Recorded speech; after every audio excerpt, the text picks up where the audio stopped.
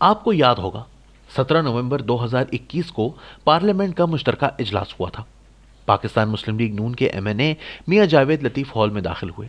सामने 3 वफाकी वज़रा बाबर आवान, गुलाम सरवर खान और ब्रिगेडियर रिटायर्ड एजाज शाह बैठे हुए थे। इजलास में आध घंटा बाकी था। तीनों ने मियां जावेद लतीफ को पेशकश की, आप इजलास शुरू होने तक हमारे साथ बैठ जाएं। मियां साहब बैठ गए। गुफ्तगू शुरू हुई तो सियासत से चलती हुई मईशत तक पहुंच गई। नारकोटिक्स कंट्रोल के वफाकी वजीर ब्रिगेडियर रिटायर्ड एजाज शाह ने बताया कि मैं आज सुबह लाहौर से आ रहा था। मैंने अपने बेटे से कहा, ननकाना में हमारी आबाई ज़मीनें हैं, वो तुम्हें ख़ानदान के लोग नहीं बेचने देंगे, लेकिन मैंने ज़िंदगी में जो कुछ कमाया और जो कुछ बनाया वो तुम बेच दो और किसी पुरसकून मुल्क में जाकर आबाद हो जाओ। मुल्क के हालात ठीक होने का इम्कान नज़र नहीं आ रहा। गुलाम सरवर खान ने खंगार कर इनको रोका और कहा, शाह साहब आप ये बात किसके सामने कर रहे हैं, ये सबको बता देगा। एजाज शाह ने मियां जावेद लतीफ़ की तरफ देखा, मुस्कुराए और कहा, मुझे कोई फ़र्क नहीं पड़ता, जो सच है वो सच है और हमें अब ये मान लेना चाहिए। मुझे ये वाक़या पाकिस्तान पीपल्स पार्टी के एक सीनियर रहनुमा ने बताया था। मैंने जुमा 24 दिसंबर को मियां जावेद लतीफ़ को फ़ोन किया और इनसे वाक़े की तस्दीक चाही। मियां जावेद लतीफ़ ने ना सिर्फ इस वाक़े की तस्दीक कर दी बल्कि यह भी बताया कि एजाज शाह का कहना था कि मैंने जब फ़ौज में कमीशन लिया था तो डॉलर ₹3.5 में मिलता था। मैं खुद इस कीमत पर डॉलर खरीदता था, लेकिन यह अब 178 रुपए का हो चुका है। लिहाजा आप खुद बताएं मुल्क और मईशत कैसे चलेगी। ये वाक़या महज एक वाक़या नहीं, ये वो हकीकत है जिसका इदराक अब हुकूमती वज़रा को भी हो रहा है। ये भी अब जान चुके हैं कि हम इन हालात में मुल्क नहीं चला सकेंगे। अगर किसी को गलत फहमी थी तो वो 20 दिसंबर को केपी में बल्दियाती इलेक्शंस ने दूर कर दी। पाकिस्तान तहरीक इंसाफ का ख्याल था कि सूबे के अवाम काले चोर को वोट दे देंगे लेकिन मौलाना पर एतमाद नहीं करेंगे, लेकिन अवाम ने मौलाना को वोट देकर पूरे मुल्क की सियासत हिला कर रख दी। ये जल्जला था, लेकिन इस जल्जले के बाद वजीर आजम के रद्द अमल ने पार्टी को मजीद परेशान कर दिया। वजीर आजम ने टेंशन में सूबाई तंजीमें तोड़ दी और टिकटों समेत बल्दियाती इलेक्शंस के तमाम अमूर अपने हाथ में ले लिए। पार्टी इसके बाद सर जोड़कर सोच रही है कि हम अगर इस बार भी इलेक्शन हार गए तो ये वजीर आजम का फेलियर नहीं समझा जाएगा। क्या हमारे पास इसके बाद हुकूमत करने का कोई जवाब बच जाएगा? हमने 20 दिसंबर की शिकस्त का बोझ पार्टी की सूबाई और जिला तंजीमों के कंधों पर डालकर अपनी इज्जत बचा ली थी, लेकिन जब तमाम फैसले वजीर आजम करेंगे तो हार के बाद हमारे पास क्या जवाब होगा? लिहाजा वजीर आजम को उस तरह की ये माला अपने गले में नहीं डालनी चाहिए थी। लेकिन अब क्या हो सकता है, ट्वीट हो चुकी है और ये अखबारात और टेलीविजन चैनल्स की हेडलाइन भी बन चुकी है। चनाचे अब अगर बल्दियाती इलेक्शंस में शिकस्त हुई तो ये सीधी सादी वजीर आजम की हार समझी जाएगी। दूसरा 24 दिसंबर को वजीर आजम और वफाकी वज़रा ने यह एतराफ़ कर लिया, मियां नवाज शरीफ की नाअहली हटवाने के रास्ते निकाले जा रहे हैं। वजीर आजम की तरफ से यह एतराफ़ साबित करता है कि वक्त और हवाएं वाकई बदल चुकी हैं और हुकूमत की मुट्ठी से अब हुक्मरानी की रेत तेजी से फिसल रही है। यह बात अब भी ढकी छुपी नहीं रही कि नवाज शरीफ से लंदन में मुज़ाकरात के कई सेशन हुए। ये सेशन तीसरे, दूसरे और पहले तीनों लेवल पर हुए और ख़ानदान और पार्टी में मियां नवाज शरीफ, इसहाक डार और हुसैन नवाज के अलावा कोई शख्स इन मुज़ाकरात के बारे में नहीं जानता था। ताहम 3 मुल्कों ने इसमें अहम किरदार अदा किया और ये इन मुज़ाकरात के गारंटर भी हैं। ये मुज़ाकरात क्यों हुए? इसकी 3 बड़ी वजूहात थी। पहली वजह मुल्क की मुआशी हालत है।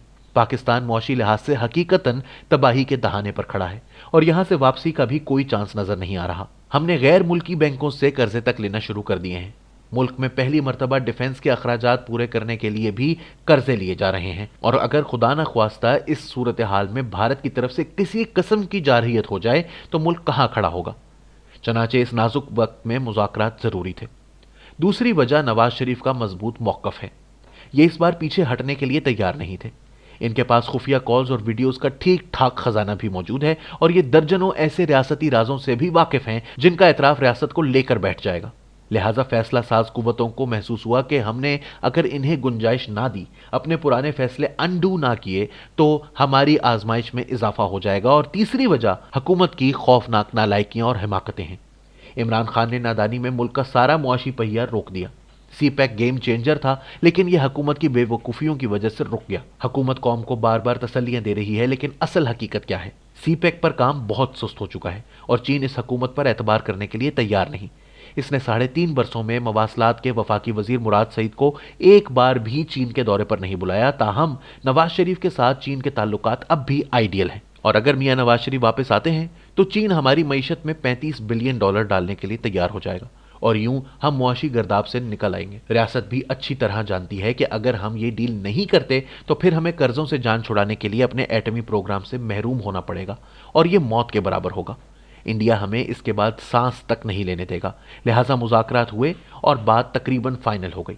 मगर इशू ये था कि अगर मियां नवाज शरीफ को वापसी का मौका दे दिया जाता है या इलेक्शन लड़ते हैं और ये अगर चौथी बार वजीर आजम बन जाते हैं तो क्या गारंटी है कि ये इंतकाम नहीं लेंगे। ये जस्टिस साकिब निसार, 2 साबिक DGISI, एक रिटायर्ड आर्मी चीफ और इमरान खान के खिलाफ तहकीकाती कमीशन नहीं बनाएंगे। ये खदशात दुरुस्त थे, लेकिन 2 दोस्त मुल्क नवाज शरीफ की गारंटी देने के लिए तैयार हैं। ये चाहते हैं मियां नवाज शरीफ वापस आएं, जेल जाएं, मुकदमा लड़ें और इन्हें इस बार फेयर ट्रायल दिया जाए।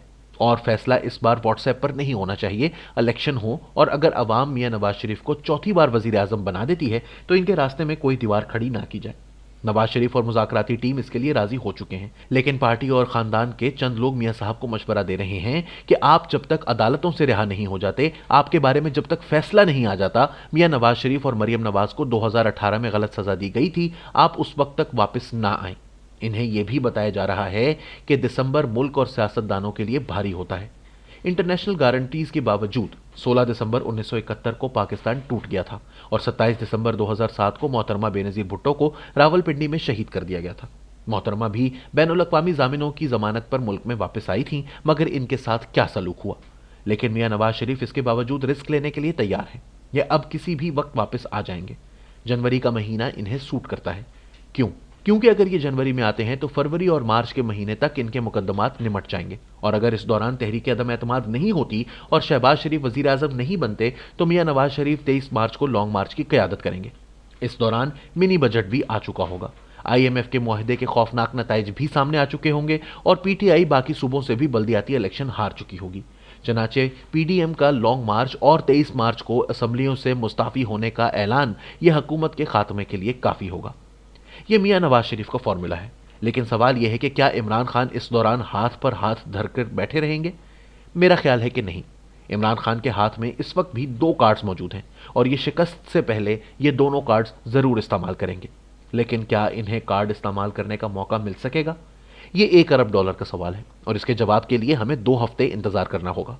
ड्रामा तकरीबन खत्म हो चुका है, बस पर्दा गिरना बाकी है और यह पर्दा कौन गिराता है वो हाथ चंद दिनों में सामने आ जाएंगे। लेकिन नवाज शरीफ वापस आ रहे हैं।